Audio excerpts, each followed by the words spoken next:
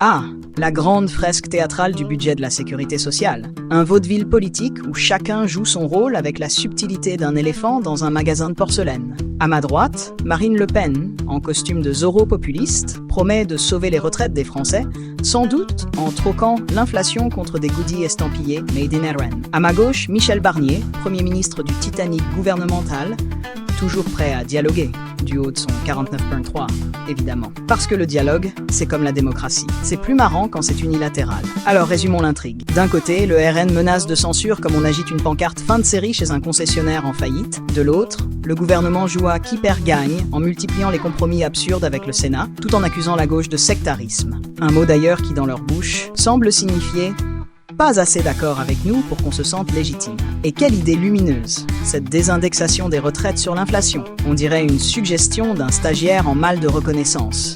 Et si on forçait les retraités à choisir entre payer leur chauffage ou leur épicerie, ça pourrait être fun, non? Mais pas de panique, hein? Il nous assure que c'est pour l'équilibre financier. En clair, si l'État est une maison en ruine, mieux vaut jeter les vieux sous le bus pour éviter de changer le toit.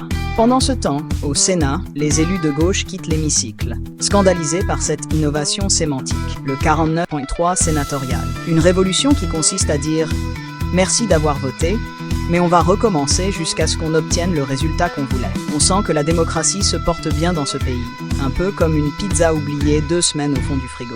Quant à Michel Barnier, il reste ouvert au dialogue. Mais avec qui? Au juste. Avec lui-même, peut-être, puisqu'il semble que son ministre des Comptes publics n'ait pas reçu le mémo. Laurent Saint-Martin, ce brave soldat, nous explique qu'il ne faut plus toucher au texte sous peine de s'asseoir sur le Parlement. Comme si le Parlement n'était pas déjà une chaise pliable dans ce grand camping politique. Et la conclusion de ce joli chaos, un budget qui tient sur un fil, un gouvernement qui fait du funambulisme, et Marine Le Pen qui, tout sourire, déclare qu'elle tire les conséquences. Traduction, elle charge le canon pour tirer sur un gouvernement qui, de toute façon, se noie tout seul. Finalement, on se demande si ce spectacle ne mériterait pas d'être diffusé en prime time, entre 2 épisodes des Marseillais. Parce que franchement, c'est la seule chose qui pourrait rivaliser avec ce cirque absurde.